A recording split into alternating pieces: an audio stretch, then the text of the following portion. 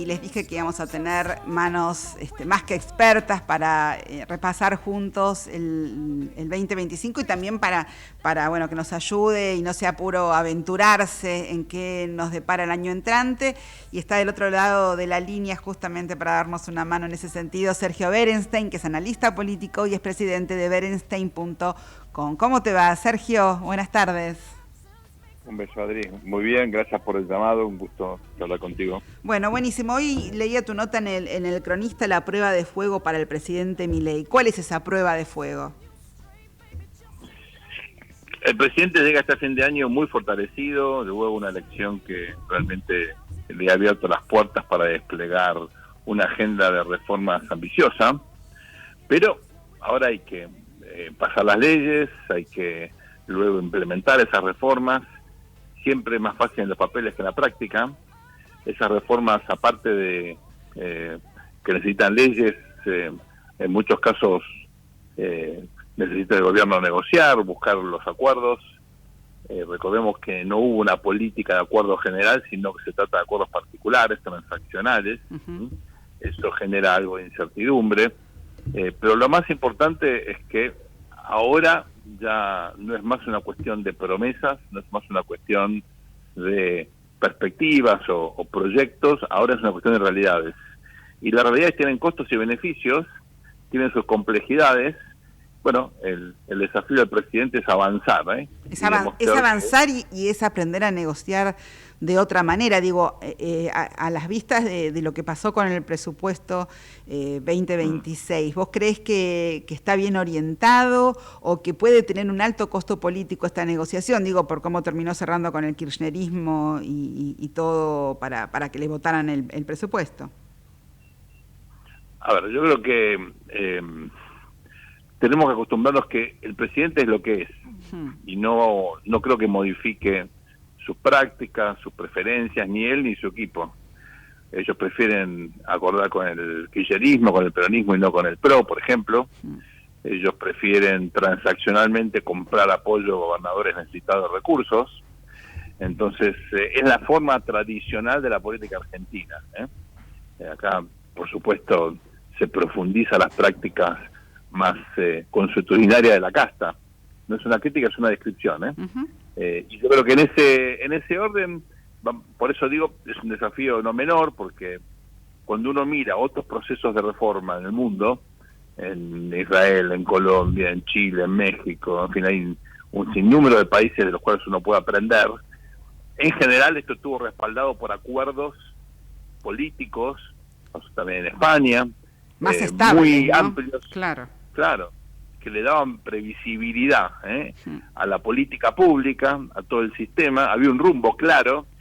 Acá el presidente tiene un rumbo claro. Ahora la política lo va a ir tanteando, lo va a ir testeando todo el tiempo, y eso de por sí, Adrián, amigos, implica, bueno, un recorrido mucho más probablemente complejo y con más eventuales sorpresas, ¿no? Hay mucha más incertidumbre en el diseño, en la implementación, en los ajustes de la política pública que plantea el presidente. Entonces tiene poder político, tiene espacio enorme para avanzar, lo vimos en el Senado el viernes a la noche, y al mismo tiempo tiene restricciones, algunas externas, otras endógenas, de la propia forma en la cual encara la política, el método que el presidente eligió.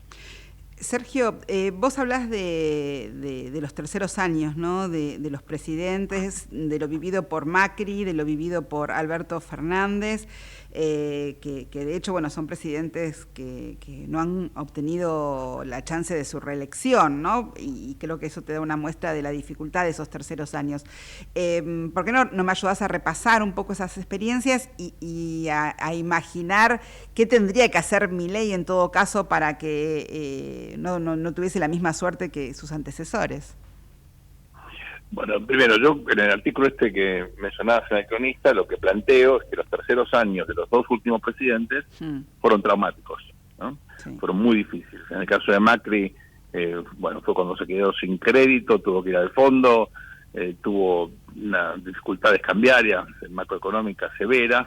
En el caso de Alberto Fernández fue el reemplazo de, recuerden, el ministro de Economía, por Sergio Massa, y toda el debilitamiento, ese fue, digamos, el fin de una presidencia que ya era débil, pero a partir de ese momento la figura de Alberto Fernández pasó a ser, digamos, marginal en la política argentina, con Sergio Massa ocupando el centro de la escena, incluyendo la candidatura presidencial. Ahora, dicho esto, recordemos que hay una diferencia extraordinaria con las dos presidencias anteriores, es que ahora la Argentina, bueno, mantiene un equilibrio fiscal, tiene un presupuesto aprobado por el Congreso que ratifica esa regla, y no es una diferencia menor, porque buena parte de los desequilibrios macroeconómicos y políticos que experimentó la Argentina en esos terceros años, Milei no los va a tener.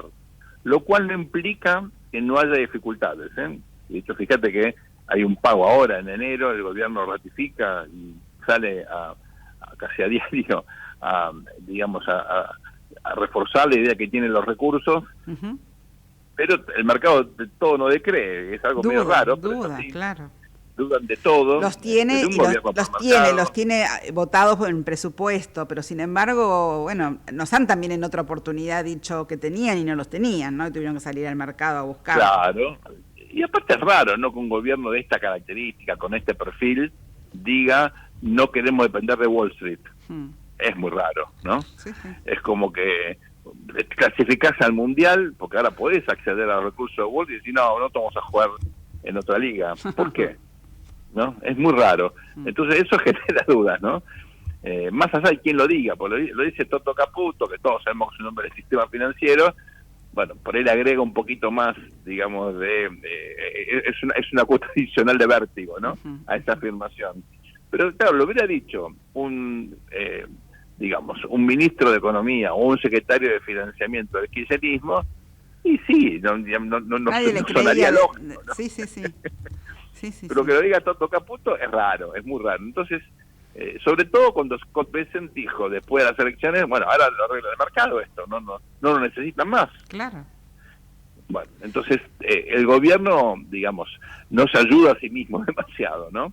Con esa clase de declaraciones o con gestos que confunden, que lejos de ratificar un rumbo, bueno, pone de manifiesto un eclecticismo extremo, que yo creo que es una de las virtudes del gobierno. Fíjate, Adri, que el gobierno se presenta a sí mismo como hipertransformacional, antigradualista, pro-shock, etcétera, y lo que hace en la práctica es un larretismo extremo, ¿no? Una cosa, digamos, cuidadosa, y lo digo, me parece muy bien, ¿no? Bueno, en eso se parece mucho al Carlo, ¿no? Digo, esta cosa de que te descoloca, con que se dice una cosa y se hace otra, y no me refiero, digo, porque el kirchnerismo también lo hizo, pero bueno, lo hacía para corromper. Acá, salvo algunos episodios, está claro que lo que se busca es despistar, que miremos para un lado mientras hacen otra cosa, no sé. No, bueno, hay que hacer un pepaje, ¿no? Porque una cosa son gobiernos que tienen episodios puntuales de corrupción o eventual corrupción, lo tienen que determinar la justicia. Y otras que sea sistémico. Claro, cuando son gobiernos corruptos, son cleptocracias, son, digamos, sistemas ya de extracción de recursos que ocupan todo el aparato estatal, o casi todo el aparato estatal, y en todo caso las excepciones son los lugares donde no pasa eso. Totalmente. Como lo hubo también el kirchnerismo. Pero bueno, creo que la diferencia es significativa, lo cual no le quita, ojo, importancia a los episodios que deben aclararse y donde no siempre hay cooperación por parte del gobierno, como ocurre en el caso Libra. Sí, hay movimientos, bueno, hoy viste que se eliminó el Andis, donde se volvió a poner en evidencia que por lo menos de mínima no habían desmantelado, ¿no? Un circuito sistémico también de recaudación política del kirchnerismo, y bueno, hay una cosa de recibo y vamos a ver hacia dónde va esto, que la justicia después haga lo propio, por lo menos, digo, creo que son señales de cambio que la sociedad necesita, total, que la sociedad necesita. Sí.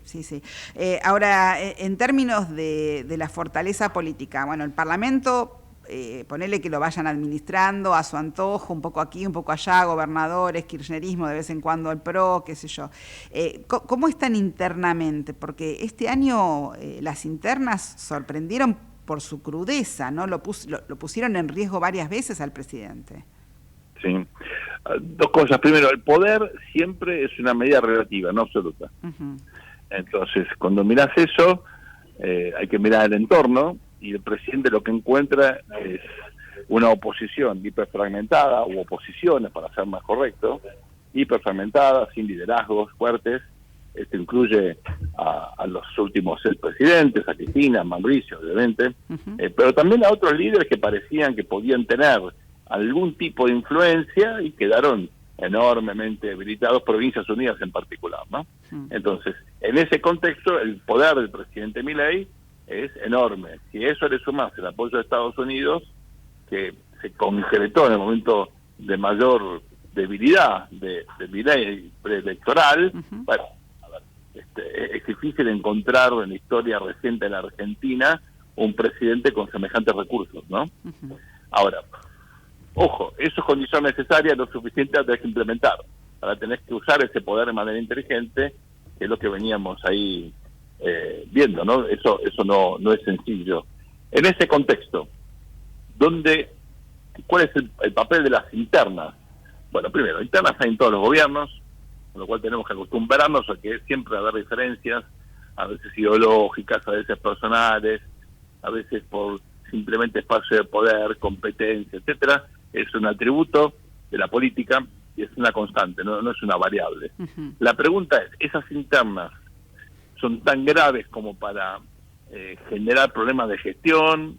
Bueno, este año tuvimos un par de episodios que sugerían que la respuesta a esto era sí, ¿no? Porque, bueno, aparecían denuncias, informaciones comprometidas, y cuando uno las analizaba en detalle, bueno, las terminales eran la principal, hay muchas, ¿no? Pero la principal interna del gobierno, que era entre el sector de Karina Milei, que y el de Santiago Caputo. Y de Santiago Caputo. Esa interna como está ahora, yo diría, un poco más ordenada, pero sigue latente, ¿no? El presidente sigue dándole a Santiago Caputo mucho poder, lo vimos por ejemplo en la sucesión de la CIDE, o en Arca, en la ex AFIP, pero en términos políticos estrictos, en el tratamiento de cuestiones críticas del presupuesto, lo vemos ahí, bueno, Karina y su equipo, los primos Menem, notablemente han aumentado su influencia, ¿no? Entonces, yo hasta ahora, si lo comparo, por ejemplo, con los primeros años de Menem, sí, considero que estas internas no tienen la misma gravedad, ¿no?